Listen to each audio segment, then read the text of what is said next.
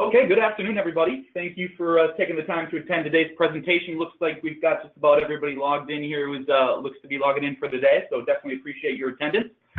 So let's kick things off on today's webinar presentation. It's presented by Lowry and TEKLYNX, and our topic for today is Enterprise Label Management, so again, ELM, in the Industrial Internet of Things, which is IIoT. My name is Casey Ciano. I work for TEKLYNX.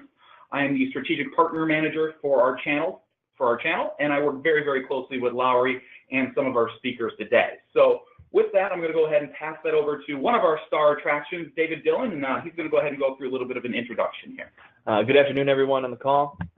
I will start just with a brief introduction of Lowry Solutions. In the 1970s, Mike Lowry and Steve Lowry were selling computers out of their basements. Over the last 4 decades, we have evolved into a leading integrator of software and RFID technologies, as well as thermal barcode printing and everything that goes along with it. I've been in Print Solutions for 9 years. I'm excited to take on this topic and have a good discussion and go from there. I'll throw it over to my counterpart, Nick. Hey, good afternoon and good morning to anybody on the West Coast still. My name is Nick Recht, and I work at TEKLYNX Americas. We are the world's largest provider of barcoding and label making and label printing software on the market. We have over 30 years of experience and pride ourselves on being able to provide solutions for a wide range of label design and label printing needs. So everything from a small mom and pop bakery who just needs to print labels for their cookies to some of the largest organizations in the world that may print 6 million label requests a month. I've had the pleasure of working here for 10 years in many different capacities. The last 5 years I've spent here as the enterprise product manager. So I get to oversee the strategic direction of all of our products, which is something that I find really, really fun. I've always had a passion for leveraging technology to add value to someone's business, and that's something I get to do and help people do every day. Outside of all the work stuff, I am the proud father of 3 daughters, all under the age of 5. So I'm a couple years away from being able to sleep all the way through the night, but that will come someday. The psychiatrist has assured me that it's real. I also make beer in my garage, and I believe that is a result of the rapid fire 3 small children. Awesome, guys. Thank you very much. It's always good to get a little personal introspection on who's speaking today, and I think we've got the right people in the right places here to really make this valuable. So with no further ado, we're going to take a look at the agenda for today, and it's a pretty heavy one, so we're going to make sure we try to keep this on pace for everybody. The first topic we're going to be covering is what is IIoT and what is ELM. So again, remember those acronyms: Industrial Internet of Things and Enterprise Label Management.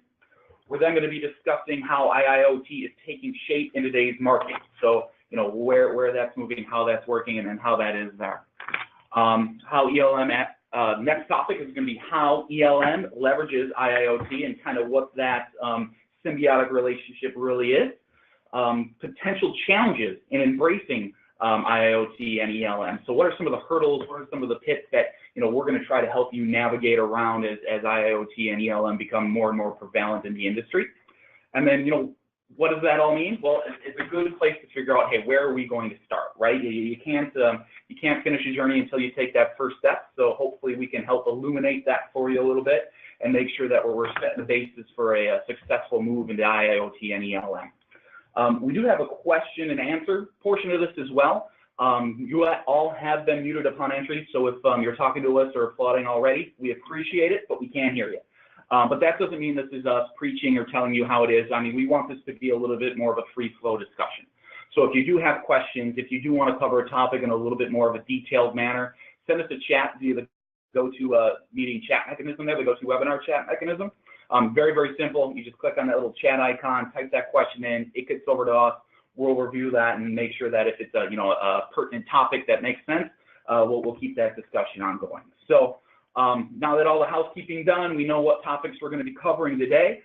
Let's move on to the first piece of the pie, which I believe is going to be David Dillon's starting off point here, which is what is IIoT and ELM, and really what that progression of IIoT is now and moving forward. David? Well, we're going to plant a flag, if you will, make sure that we're all kind of starting from the same point. So industrial IoT is essentially the manifestation of what's going on in the Industry 4.0. So what I mean by that is, as we kind of see this graphic, which I do like, you know, over the last 200 years or so, we have gone from a steam-powered engine to mass assembly line, interchangeable parts for any Civil War buffs out there. You know what that meant for the Union. Industry 3.0, that's what we grew up in. That's my generation, if you will. America Online Instant Messenger blew everyone's minds that you could actually type right into a person's screen. That was amazing. And now we're in an age where, you know, we have the cloud gathering all of this data, and how do we use it? So the Internet of Things really is what the Industry 4.0 is. So I just want to kind of plant our flag of we have evolved beyond what we have grown up with, and now we're trying to have not only internally embrace what we have going on in IoT and IIoT, how it affects our lives, but how is that going to push the manufacturing, logistics, supply chain, medical device, all of the different areas that we work with every day. How are they going to embrace it? What is it going to mean for them, whether they do or don't? So I just want to plant the flag there of the landscape of where we're going to be talking from at this point. Yeah, I like to kind of understand Industry 4.0 as if you look at the whole progression. You know, it started with there were machines helping people actually manufacture stuff, to there was a lot of people leveraging a lot of machines to manufacture stuff, to robots were manufacturing stuff instead of machines being commanded by people. And now with Industry 4.0, we're really living in a world where machines are able to communicate to machines to advance the manufacturing. And it means some pretty exciting things for how enterprise label management can complement that. Yeah, and I think that's a great point. I mean, technology is always moving fast, and it is moving faster and faster as we move forward here from an industry perspective. And I know we've mentioned IIoT, ELM, things like that. I guess, David, if you could help us understand a little bit of the difference between what IoT is and what IIoT is, and really what that means. Sure. So one thing that is to be first understood is they're more alike than they are different, right? IoT is what we experience mostly in our lives, almost in a commercial sense, right? So my phone is talking to my thermometer, which also knows what my refrigerator is doing if it has that level of intelligence in the device itself. The ability to hit your phone, the Air Force picks up a GPS signal and talks to an Uber car or a Lyft car. So that's the Internet of Things. Essentially, the industrial application of that capability is the industrial Internet of Things. So that would be predictive device maintenance over regular maintenance. So forever and ever, and Lowry is one of the largest service providers in North America. We service pretty much everything we have as we would. Now there's a way that a predictive maintenance can happen where before the device breaks, you already kind of have those warning bells going off. Whereas opposed on a regular maintenance schedule, you can have someone coming every month. What if it breaks the day after they get there? Now you have to wait another month. What if they came and there was nothing wrong? Now you're spending all this extra money. So industrial IoT is the use of the Internet of Things in an industrial application. It really is that simple. But we're not necessarily talking about Lyft and Ubers in the rest of this conversation. So Siri's not part of this conversation. Not unless I need to get a reference point very, very quickly. If the mute button's close enough. So. No, and I think that sums it up, because when you do start looking at a lot of the acronyms that are thrown around, and what is IoT and how can that apply to my business or my industry, there are differences in applications and how you apply those things, and I think that sums it up very, very well. And I think as you move forward with these types of installations or this type of technology, right, or this environment, we're definitely going to run into some challenges and some things as we move from that 3.0 to 4.0. What are some of the challenges that you've seen in your discussions? This could be open to David or Nick, around IIoT inside those customers' environments. From my point of view, one of the biggest ones is pointed here is security. Obviously, as devices get smarter, you have to have enough level and wherewithal to be able to secure those devices. I think it might have already been 4 or 5 years ago now when Target had their big hack. Oh, yeah. It was through a thermostat or a heating unit, because it was intelligent and could speak, which means it also can get plugged into. So that's going to raise a little bit of necessary fear or apprehension. But again, it comes with the caveat of having the right partner, the right thought or forethought to be able to say, okay, if we make everything intelligent, what are we going to do? How's it going to affect our networks, and how can we secure it as well? So with that comes new skills. And I'm going to touch on that a little bit more of how skill sets are going to come into a huge part of the benefit of IoT. But to me, those things are really the two things I see. And I know, Nick, on your side, you might see a little bit different, a little bit of the same. But as far as difficulties or roadblocks that you see, or what are you encountering a lot of? Yeah.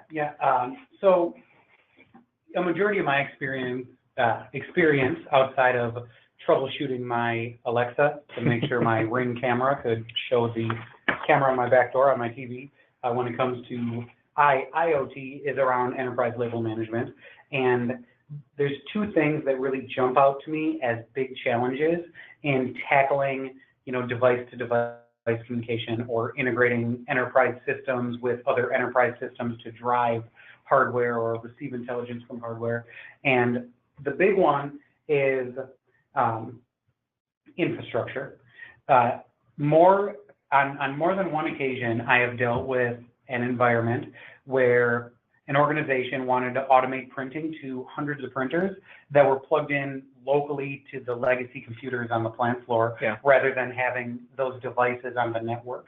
And part of optimizing the industrial Internet of Things within a business is making sure all the devices in which you want to communicate back and forth to intelligently can have a method of communication.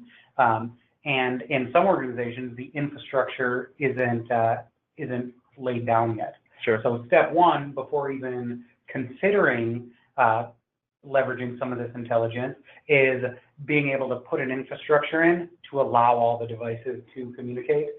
Security is also a really big one, but you had already mentioned that. The other one that we tend to see a lot is one that can be very easy or very hard to overcome, but it's just the general human nature fear of change. Right. Sometimes when somebody's been doing something one way for so long, the idea of doing it different makes it intimidating. Or even being the one to pioneer it internally. I mean, 10 years ago, I'm sure there was a lot of people saying, hey, we need to go to the cloud, and they were put down immediately. Yeah. And now that's pretty much run-of-the-mill SOP for a lot of industries and a lot of customers too. So no, exactly. The fear of change is something that's going to happen, even for me. Fear of change, anything in my life too. So I understand that reluctance, but no, that's a pretty good point. No, and I think you guys hit the nail on the head. I think right there is something like IoT and ELM and all the other things that are happening in our industry, which is very, very exciting, right? It's very fun, especially being on the forefront with Lowry and TEKLYNX. Is that change, is that investment. So what people have been doing isn't necessarily what they're going to be able to keep doing to keep up with their competitors or to keep up with the changing structure of an IT world, right? Well, and they make a good point as far as changing in that the phrase IoT and the it being on people's chalkboards, right? It being on industry magazines isn't this week, right? It's been talked about for a couple of years now. So one thing I have noticed that is changing in the market is more of that fear is reducing, right? So more and more industries are putting, for lack of a better word, or probably this might be the better word, money where the mouths are, right? So the Boston Consultant Group, which has maybe 20,000 different alumni in its book of business, asked across these 10 verticals or so, and even just iChart, 4 to 5 times the amount of investment from 2015 to expected in 2020. So that means that the fear is decreasing as the readiness or the availability of smarter devices increases. A lot of, in our world, it's, thermal barcode printing is still the bread and butter of a lot of what we do. RFID is emerging for us, but and everywhere, because it's not as scary and elusive as it used to be. As that fear decreases, the adventure or the pioneerism of it is increasing. So this is something where, and depending on the callers here and everyone listening, and who you're thinking about, who your customers are even, or who your suppliers are, if you look backwards instead of forwards, they are looking forward to investing heavily into making this a reality in their industry. So as much as we're still running into the agrarian idea of fear of change, a lot of people are seeing that the pain of not changing is exceeding the fear of change in that fashion. So where the pain points are changing, they don't want to be left behind. So that is kind of filling up the queue, even in our world as well. And I remember, Nick, you were telling me 10 years ago versus 2 months ago, even, or 2 years ago. Yeah, the change that we are experiencing here has never been more obvious. In the past, labeling has always been a file open print and pray process where you're designing labels and printing directly out of the same designer, and you're following a process where you really open that label, select from a big list, print it, manually key in a value. So very, very not IoT, very 1997. No integration. And that's how it was. Bop. And now we're experiencing probably a one-to-one demand for the way it used to be, because that's what people know, and I mentioned the fear of change, to the demand of more enterprise-level systems, where the expectation is that the labeling solution is going to be able to drive the intelligence from the ERP system to know which labels to print, to eliminate the user to have to interact with anything locally installed or be able to open it. So I think this data here matches up very accurately with what we're experiencing from our customer demand. Like the demand in the market. Yeah. And one thing I wanted to touch on as well is in this article that BCG has, and if you just typed in BCG Industrial IoT, you can see all this data as well. They had one that was more like a time scale. So the reason that they projected out to 2020 is that there are some projects for some customers that what quite literally could be 6 to 24 months long. And so we talked about the infrastructure issue. We talked about the fear of change. We talked about maybe not even the networking, but the devices themselves. There might be a migration path that has milestones every 90 days or every 6 months that gets you to where you want to be in 2020. So I don't want to, in any way, shape, or form, say, hey, here's this magic IoT switch that you can flip in any way, shape, or form. So the investment over time is more realistic. And when RFID was really emerging, you looked at the whole big bulk cost of it, and it can be very intimidating to someone's CapEx. But if you can take it into chunks over a period of time and migrate towards where you want to be in IoT, that's kind of what this speaks to as well, is the evolution of people's mindsets. It's not just re-upping your fleet. Right. That can happen, but it's less likely. It's more of a migration path to building it out there. There's no special switch that you just flip and all of a sudden you're IoT or ELM ready, right? I mean, it is a project. It is generally an enterprise level project, and that's why the investments there, and obviously billions of dollars across those industries, and that's why it takes a little bit of time. So I think, and depending on the industry, different validation needs, different certification needs, all that comes into play. But I think the benefits once you get there, or as you build to get there, are really where you're going to start to see that ROI. You're going to be able to see that customer experience be that much better. You're going to be able to see the types of things that you would hope to see when you're investing the type of money and time into moving into like an IoT or an ELM sort of system scenario. So Nick, let's move on to the next slide, which is, okay, if you knew more, could you do more? So, what does that mean? What are some of the benefits? And I'll leave that open to whoever wants to take that question first. But I think, this line and this graph help make the other one make a lot more sense. Yeah. So okay. So we know the financial planning is there, right? We talked about the fear existing but reducing, and everyone's essentially planning on moving forward. But why? So what the heck are they going to do? What's in it for me, right? So the salesperson in me looks at reduced costs, and that's always important. But what I find more and more is the folks that have the most benefit aren't always necessarily in the cost game, right? They're going to be very, very involved in the equipment uptime game. How often do I break fix this? What kind of, if I only knew this yesterday kind of idea, if that's the way to say it. And then how many units can I get out in a day?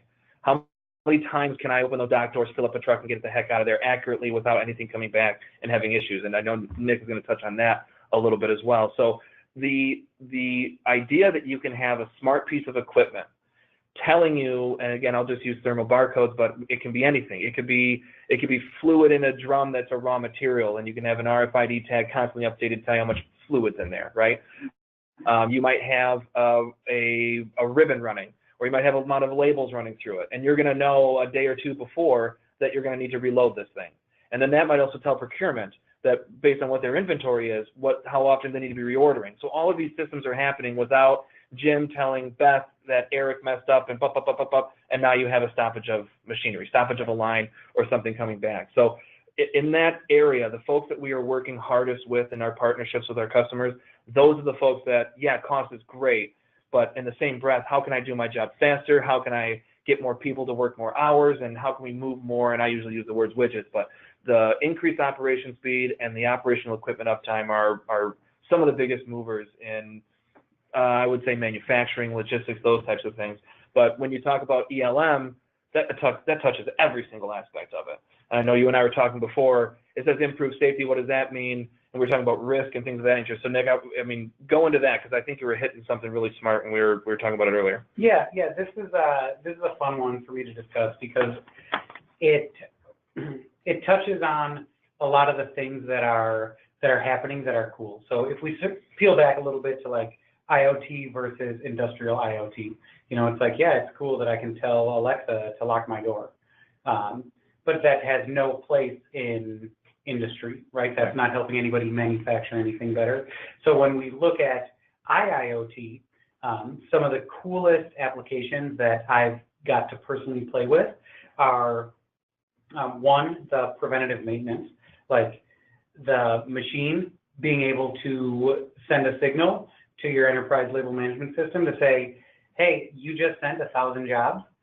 I have ribbon for 850.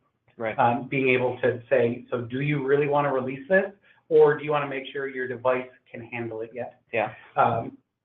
Other really cool applications that I've got to personally see outside of the preventative maintenance stuff are on the safety side with eyes. You know, we've all seen the eyes of in print automation lines. Well, maybe not all of us, but a lot of us have, right? Where as soon as your box with the widget comes down the line, it knows to slap the next serialized label on it. Yep, absolutely. I have seen a few environments that doesn't allow the line to move unless there are no humans within the radius of it, because it's dangerous and there's lasers or chemicals involved and whatnot. And these are all really examples of IIoT, because they're intelligent devices communicating with intelligent devices. And then more directly on like the ELM side is some of the specific features that ELM offers, which I'll talk more about in a minute when we kind of dig deep into what enterprise label management is. But it really speaks to the some of the archiving and history features of a good ELM system, meaning you're not going to be allowed to print labels that haven't been approved by quality assurance and marketing, making sure that the system that is automatically printing your labels on your medical devices or pharmaceuticals or something that could be dangerous doesn't get to leave until all the eyes have seen it. Yeah. Facilitated electronically. I remember you had said something that the right label could be life and death, and I took that with a grain of salt. But then you explained that, you know, if you can pull the information directly from your ERP, directly from the purest point of data, and without human interference, get that 100% accurately into an approved template. We'll go into that more, but that type of lack of human interference can make sure that, I think it was a catheter example, but the right syringe goes to the right person, the right scalpel gets in the right unit, and things of that nature. So we know when we talk about improved safety, to me, it's more safety for almost the end users of certain products. Or Best Buy dates, or, you know, processed foods or fresh foods, you know, farm to table. You have to have the right labels. If there's a recall, there could be some serious disadvantage to the suppliers. And absolutely.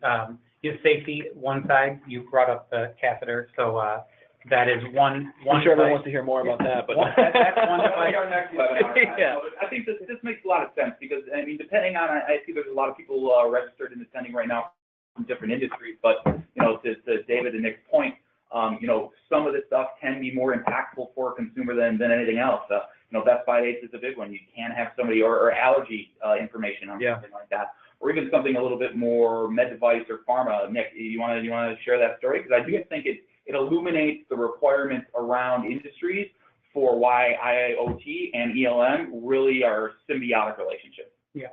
So I'll preface it by saying one of the one of the medical devices that I want to be labeled as accurately as possible in case I need it is a catheter. In my catheter example, though, it wasn't the type of catheter you're all imagining now. It was the type that you use for somebody who had like an emergency blood clot in their brain. It would snake through the veins in your leg all the way through your body, sometimes hundreds of feet long, to have a very specific width, length, and then a claw at the tip to grab a blood clot out of your brain, snake it backwards out of your body. Safely, obviously. Safely, ultimately saving your life. So you didn't have a stroke or whatever that clot could have had happen. So in that case, it is truly a matter of, if that is mislabeled, it is a end user of that device safety problem. But there's also a lot of risk financially for the organization creating that label. And this isn't just specific to medical devices or pharmaceuticals or food.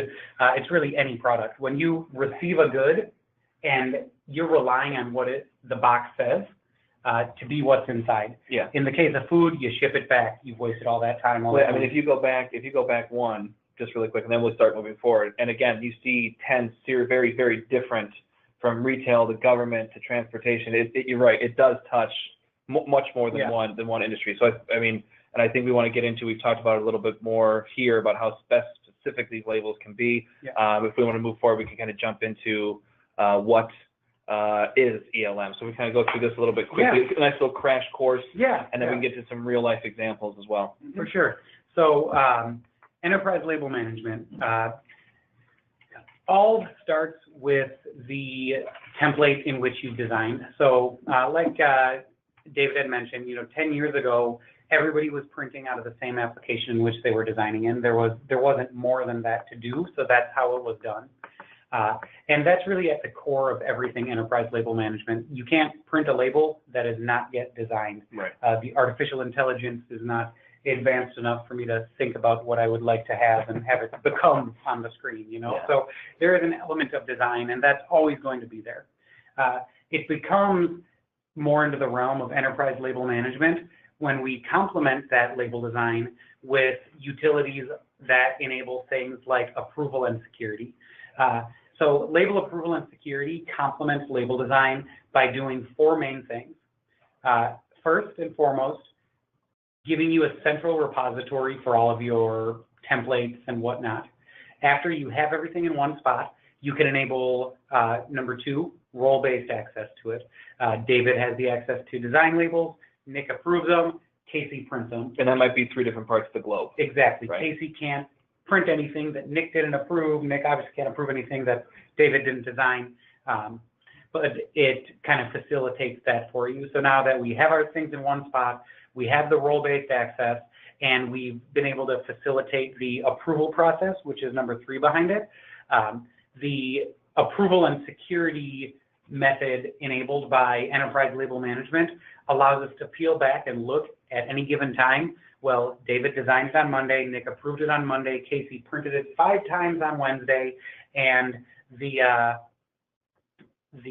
job that appeared to be bad really wasn't. It was, due to something else. But either way, we have visibility to everything that has happened so that we can put a corrective action The entire lifespan of the alpha and the omega of the label itself. Yes. Yeah. Right. I mean, it really creates a single source of truth that you can go back to and check yourself against, right? And make sure that all the I's are dotted and T's are crossed. And if not, you can perform some corrective action, right? Yeah. That makes a lot of sense. Exactly. And again, that's all based on. The central enterprise label management. Gotcha. And the systems talking with each other, right? And creating that closed circuit. Yeah. So again, just one of the, and again, actually, go to the next one, because I think this really ties in the IIoT portion of it. So this is one that I should have clicked to earlier, but it's really just having everything, central repository, the workflow. So one thing that I really, really love to talk about, I also really love to implement it for some of our partners out there, is label printing automation.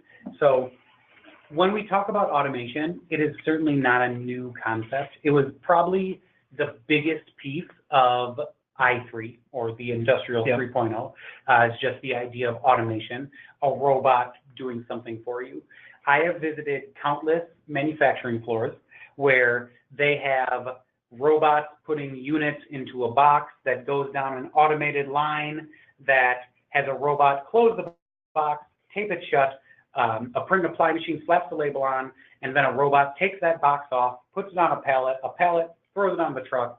But the generation of the printing of that label was done by a human, saying, file, open, select the label, print. Oh, well, it's for widgets with the SKU 5678. They key in 5678, and the work order tells them the lot number that they manually type in. Right. That is always, it becomes easy to kind of enlighten our partners at that point to say, you have an awesome automated environment. You believe in automation, right? Automation is something you have complemented by a manual printing process. Right. And one of the other heart and souls of enterprise label management is automated printing. So this is more systems, right? Exactly. Okay. So imagine going from a world where when you create your widgets or doodads or gizmos or food or medical devices or pharmaceuticals, whatever it is you're making, every time you need to print a label, you say file, open my widget label, key in the lot number, select my printer, type in 500 for the quantity and print, to a world where when the ERP system told you you need to make widgets today, David, it also loaded the printer with the widget label and the correct data. David can't make a mistake anymore because we have system-to-system communication. Gotcha. And that's where ELM touches IoT or IIoT the most. And print automation happens in more than one way. Sometimes we're fortunate enough to be able to say, yeah, have the ERP or warehouse management system or whatever system it is, load that printer with the labels. Other times, it's more along the lines of, let's leverage the data within that business system to give you an interface to be able to type or scan in that same work order when you're ready to release the labels. Gotcha. And a good enterprise label management system will enable an organization to do both. And we really classify ELM as that sweet spot that combines all of that for you. And we are very, very well aware that some organizations experience the most benefit of an enterprise label management system simply by automating, where others need that eye in the sky and the label approval and label security workflow. Right. And ELM, where it does fall into the sweet spot here where we have circled, can often be a flavor of all of them, or more than one, less of the other. But there are solutions out there, and both Lowry and TEKLYNX have a lot of experience in getting to that spot. Yeah. No, I think that's something, and you can see the similarities between IoT and ELM, right? I mean, you can see how to do one, you should probably do the other, and vice versa, right? I mean, they're dance partners in this IoT before. When I was basically studying up and boning up, make sure I knew exactly what I wanted to talk about today, I came across something that in 1980 it took 25 human beings to produce $1 million of goods in a manufacturing setting. In an industrial IoT setting, it takes 6. So basically the article that I was reading was essentially that during the 80s and 90s, we offshored a ton of employment out of the United States because 25 people hired somewhere else is cheaper here. Right.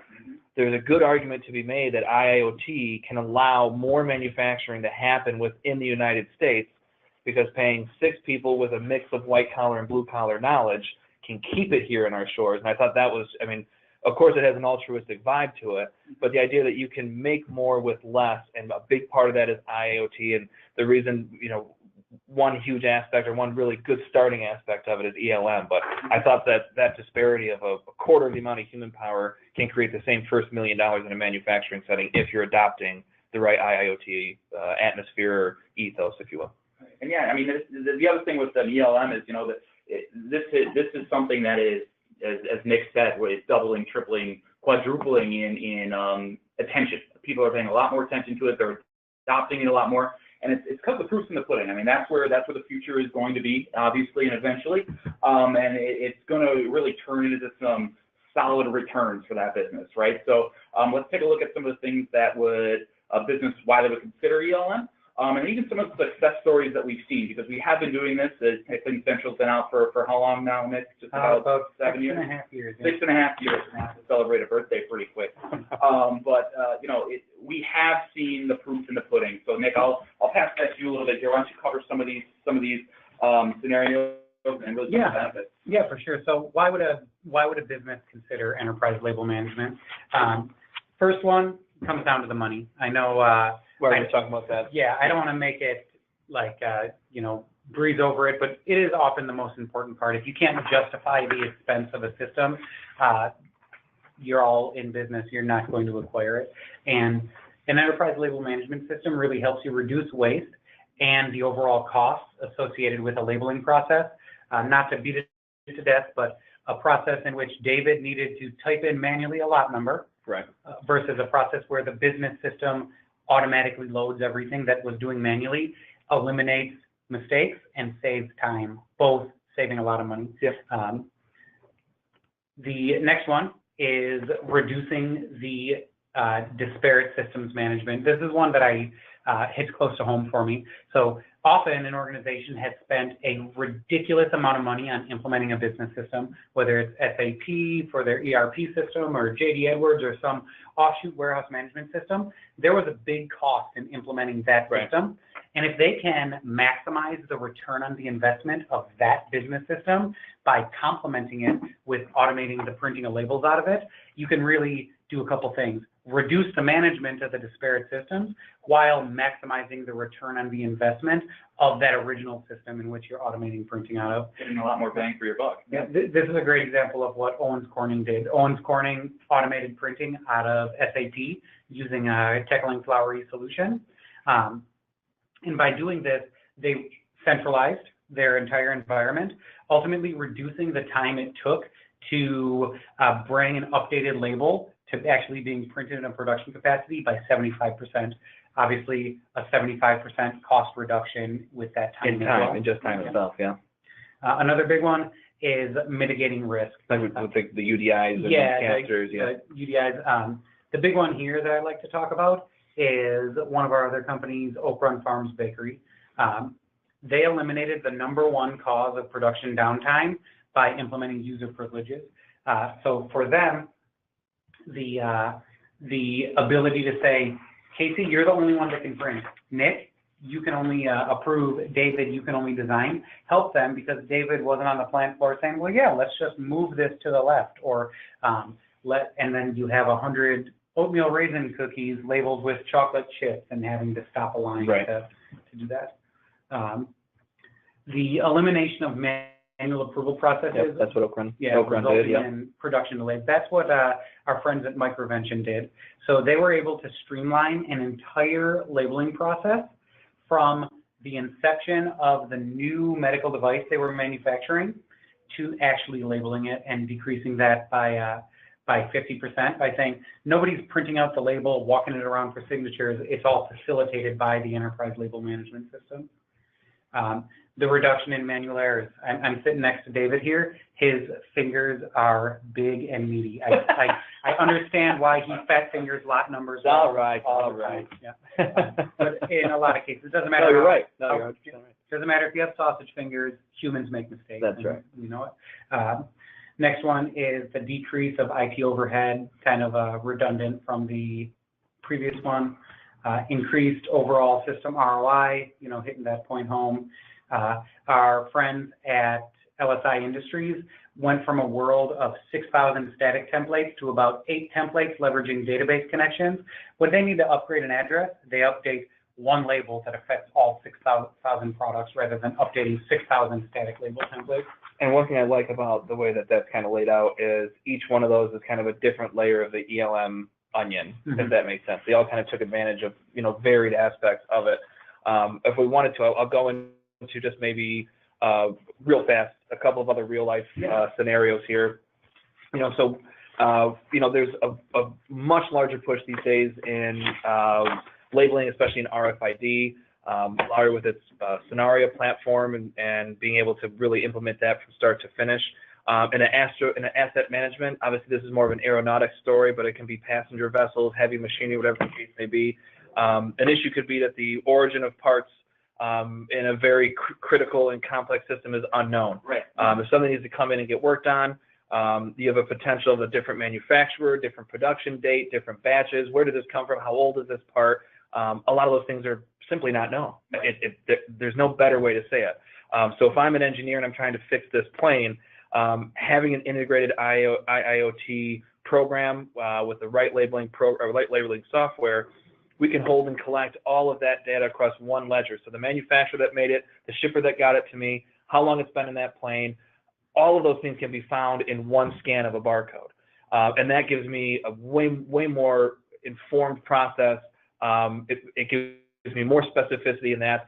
So that's just kind of a real life instance for those that might have to have essentially a parts chain of repair. If you want to go to the next one here. Right, yeah, and I think, yeah, it definitely makes a lot of sense as far as where different industries and different companies are going to be looking for different points to really improve upon, but I mean, we can hit them all. So I think the examples there were great, and the examples you gave were great too, Dave. But it's almost like you have a segue perfectly, and I'll touch on logistics because it's a big part of what we do, because it does touch a lot of different entities, and a lot of different entities with a lot of different goals. Right.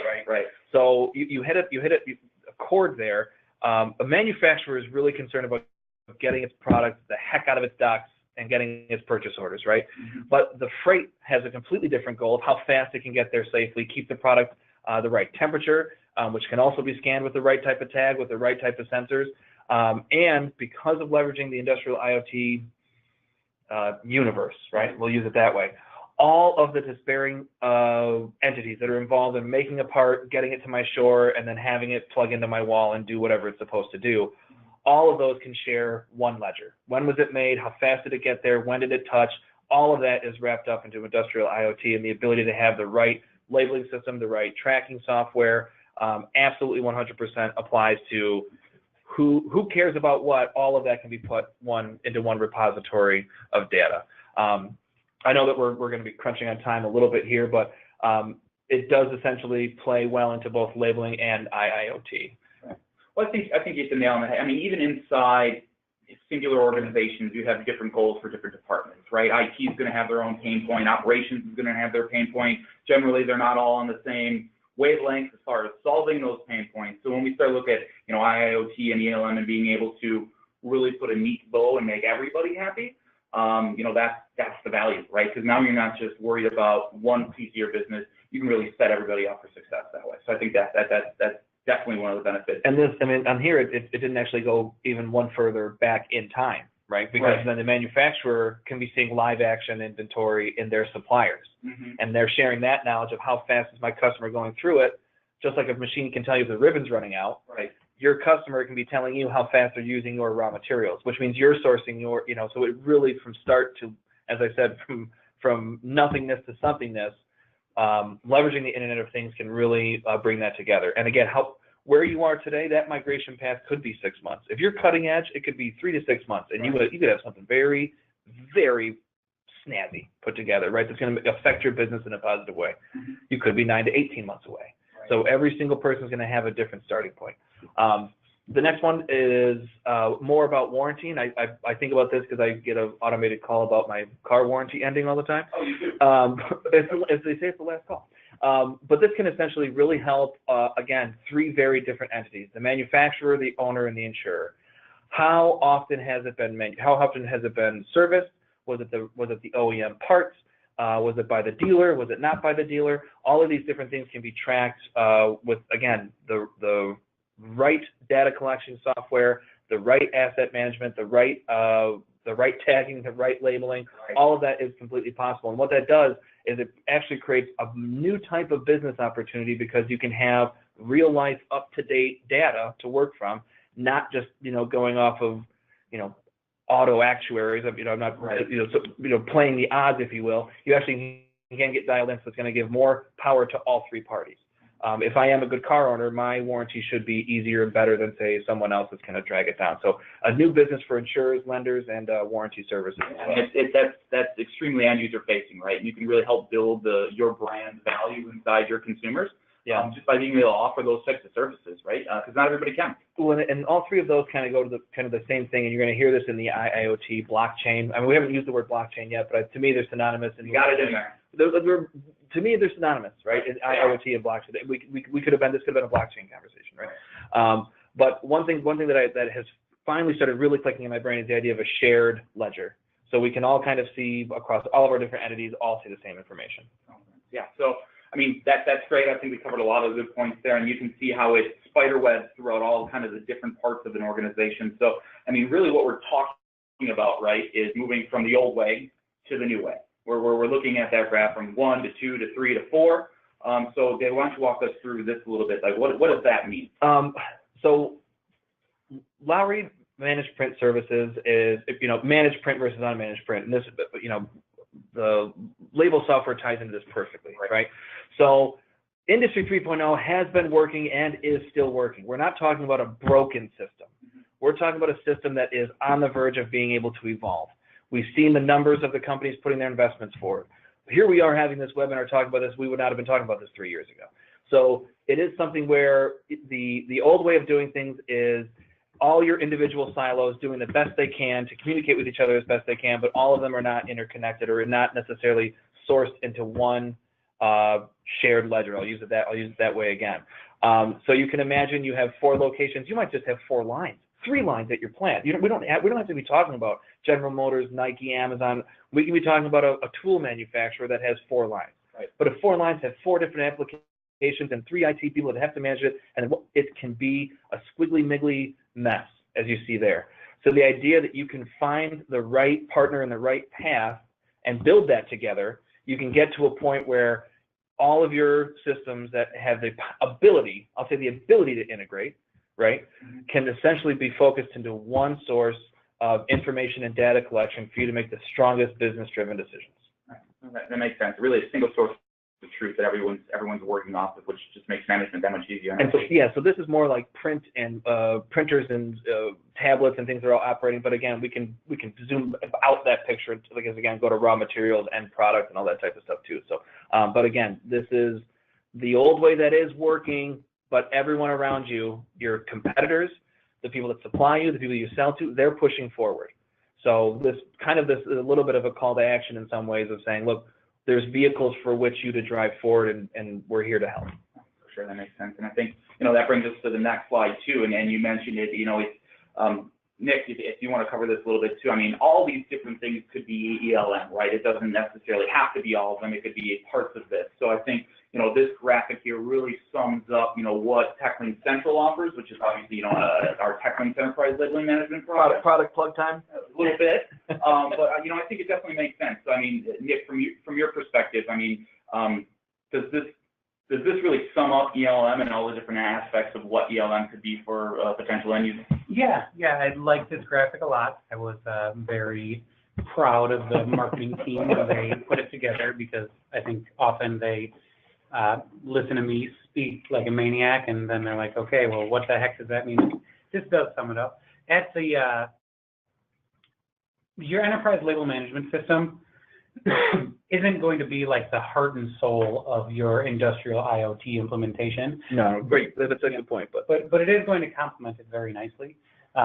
It is going to allow you to facilitate everything labeling in a fashion that lets you leverage the intelligence the machine can give you in the best possible way. And I like how this image mirrors what we were just looking at. I mean, because the products that you're talking about now are integral. It's kind of hard to be really truly embracing IoT without this conversation happening. And the way that we work with our partners is we have this capacity with your powerhouse behind it, but then it touches on, in our world, RFID, asset management. So really trying to bring as much of that single pane of glass, and the ELM portion of it is, and the reason I wanted you guys to be with me today is it's one of the more in-your-face, obvious IoT applications that can be tackled and isn't necessarily the 24-month beast as some of the other projects could be, if that kind of makes sense too. So it's really a good starting step in the and product is powerful. I think it's a big part of laying the foundation too. It's like your grandma wants an Alexa. Well, she doesn't have the internet. She can't have it. Right. Yeah. This is, if you want all your devices to be able to be automated and managed, you need a central spot to store everything and communicate to them. And a thought I have too is they're already labeling. Yeah. Right. It's like, oh, we have labels. I know you have labels. You couldn't be sending things out of your warehouse if you didn't. But this is one of those aspects where you can take it to the next generation, whereas maybe not everyone is tagging all their assets at the moment. So you bring up a whole new idea. So it's a good thing you're already doing it, and this is how we can evolve it to an IIoT level. Right, and I think that, hey, thank you for the easy segue there. It's easy to be the moderator today. So where do you start, right? Well, there's probably a lot of questions. We covered a lot of ground today. I mean, there's a lot of different aspects in this, which is, why it is enterprise level discussion and enterprise level project planning. So one of the easiest ways to go ahead and get started is doing a labeling assessment, doing a site assessment, reaching out to your Lowry contacts or whoever your contacts might be, and just setting up some time to go through, hey, what am I doing today? How can I make that better? Where am I on that graph to the path of success on IIoT 4.0? So if you are interested in that, if you do want to go ahead and take that next step, we'd love to hear from you. Send us an email, give us a phone call. I think if you want us to send it to you, go ahead and just chat us now. We can make sure we send that to you via an email. Well, yeah, I know our teams are going to be reaching out. I mean, you're going to get the thank you for participating, a recording to share with your counterparts what we've kind of discussed today. I don't want to be over salesy and pluggy, but the assessment is 100% at no risk and there's no cost. We will invest our time to kind of see what your layout looks like. Are you at 3.0, 3.1, 3.8, right? Where are you now? Where do you want to go? And then we can kind of talk about what those milestones look like. And the labeling environment absolutely covers that. It can be one portion of it as well. So yeah, we're going to be contacting and just saying thank you. But if there's a direct need or someone that you're going to want some materials to, you can of course reach out to us. We're very easy to find. Awesome. So we're getting close on time, so I'm going to make this recap pretty quickly here. So again, IoT is the driving force of Industry 4.0 as we move into system discussions and things like that. So it's definitely where we're headed, and that is a fact. Industrial IoT is the manifestation of IoT in the supply chain and manufacturing world. So again, we're bringing that doorbell, camera, cell phone into the manufacturing world of printers and robots and shipping departments and things like that. In spite of the challenges, industries across every vertical, as you saw on that slide earlier in the presentation, are investing heavily in IoT through 2020 to implement. So it's something that if you're not investing yet, you definitely should be, because your competitors probably are. ELM is often an early initiative to bring IoT to life with tangible ROI. So again, they are dance partners, right? You don't want to be just dancing by yourself on the floor. You want to make sure you got a dance partner. So make sure if you are thinking about IoT or ELM, that you're thinking about them both at the same time. ELM can be a driving force of increasing uptime and operational efficiency while decreasing risk and obsolescence. So again, because of the visibility and because of the control you have with those two types of systems, you're really able to function much more swiftly, right? Swiftly. I mean, yeah, because you're already labeling. Exactly. That's kind of a thought I had. Exactly. And then Lowry and TEKLYNX, obviously, we're world experts. We have done this before. We've done this successfully. We're not just going to sell you something and then say, hey, good luck. This is something that we definitely work with our customers with, work with our end users with. If you need a van, we'll sell you a van. We won't sell you a Corvette, right? So it's just important to really understand what those needs are, hence the assessment, and we'll help guide you guys down the right path. Even to the extent of training your folks and training the people on the floor, ongoing webinars and ongoing trainings and things of that nature. What is the car if you don't know how to drive it, right? Yeah. So we'll sell you the car and we'll teach you how to drive. Apparently, that was a car salesman in my last life a little bit. Apparently so. Give us a second here. We're going to go ahead and mute everybody just to make sure we do have some questions. We're going to go ahead and answer what we can. We're getting close to time. So if we don't answer you, we do apologize for that, but we'll reach out to you after the presentation and make sure that we cover all those bases. So give us 1 second and we'll be right back.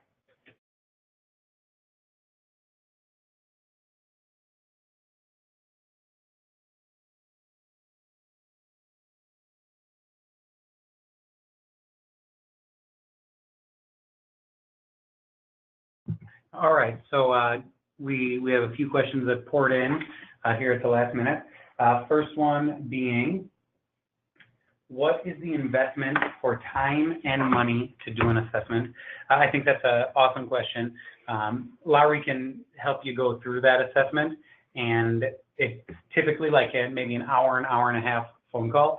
You also have the document, or you will when you do the assessment. Right. And TEKLYNX and Lowry built it out to be relatively self-guiding. It makes you document your softwares, your hardwares, and then document your procedures. And often that alone, or what we find is that somebody wants the assessment and we say, okay, this is what we're going to be filling out before we get on the call. They have it, and we can say, okay, so did you recognize what's inefficient about your process? So it's not a secret, but it is definitely minimal time. Now, if you're looking at an assessment for an environment that has 35 different labeling processes throughout, obviously that's a little bit more hands-on. But I mean, a big part of what I've done and do, and my counterparts across North America do, is to physically come into your space and say, you know, walk me through your process. What does this look and feel like? And a lot of times I say, why are you guys doing it this way? And she will go, well, that's how we've always done it.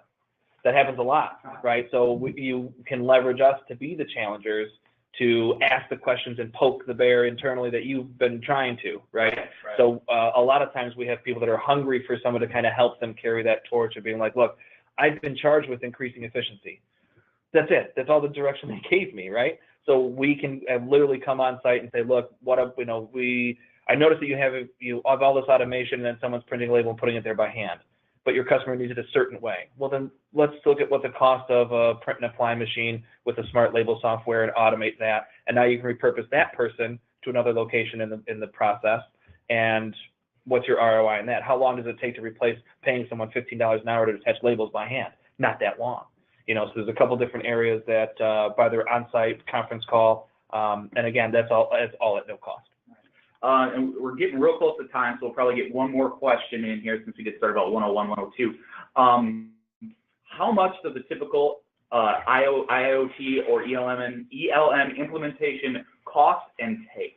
And I think that you guys are probably going to have the same answer on IoT and ELM as far as it might be variable, if I'm guessing right. $1 million, no. Right. So obviously the goal is very, very important. What is the end goal, right? If your end goal is to be the cutting edge IoT leader in your space, that could have 5, 10, 6 figures to it. It easily could. There's no fear in saying that. Maybe not always just with the ELM portion, right? That could be much lower. But in the same breath, do you want to know where every asset is everywhere all the time from before it gets to your docks to when it leaves it? Well, that's going to have a couple different stages. So what we would like to do is obviously finish the assessment, and this is going to sound overly salesman, and I'm not going to dodge the question in any way, shape, or form. But it will depend on how many people need access to the ELM, how many printers exist or may not incur costs as well, how many users and to what level access they have. Are you going to have third parties access your label templates and things of that nature? So as Nick was saying, there's a lot of layers to the onion, and how much onion you need to fit your goals could be X. Right. You know, if you just wanted a label designer, $100, $200 for one person, you know, it could be rather inexpensive, but that's not necessarily what we're talking about today, because that already exists, and your competitors are pushing further than you if that's what you're reaching for. Can we help you do that? 100%. We'll get you set up and trained, and then make a migration plan to ELM over the next 24 months. So we're not going to say, no, we're not interested in your basic label business. No, 100%, we can take care of you. But if you want to have the conversation of, can my printers talk to my purchasing person and automatically create an invoice and a PO, so I'm never going to have to reorder again, and my procurement people are more interested on other KPIs as opposed to just fulfilling orders, we can have that conversation. But it is a loaded question, and I hope I deconstructed it a little bit there that made some sense. Yeah, you summed it up well. I can't give you the dollar amount for what, you know, like the average ELM implementation is. To me, it's kind of like, how much would it cost for me to lose weight? For me, a lot, but for Nick, not so much. You know, so it's going to be different to each entity. Yeah, and it's like nobody buys anything that's not worth it, right? So yeah, you're justifying the cost you spend on an enterprise label management system based on the value it's going to bring your business. And what I do feel confident in saying is, more often than not, our clients experience a return on the investment of their enterprise label management system within the first 12 to 18 months of the investment. That's a good way to answer it. Yeah, that's a good way to answer it. I would say really in almost any scenario, it's a 12 to 18 months. And again, if you're talking a multi-million-dollar thing, it might be 18 to 24 months. I mean, in a real huge IoT integration, but then you're talking, what is that return? Now that return's also in the millions as well. So and that's tangible, right? Now, yeah, I think you guys everybody's unique. Everybody's their own snowflake as far as their environment goes. So I think, you know, it's a good question because it's an important question, but it's variable. So I think the assessment's a good way to start figuring that out. So hey, thank you all for attending today. We did have some other questions there. We'll answer them offline, but I hope you definitely learned as much as you hope to learn here on today's presentation. I'd like to thank our two speakers, David Dillon, Nick Recht. Thank you, guys. Again, you're all muted, so we'll hope you're applauding. But right. again, thanks for taking the time out of the day, and we hope to hear from you. Take care. Thanks, guys.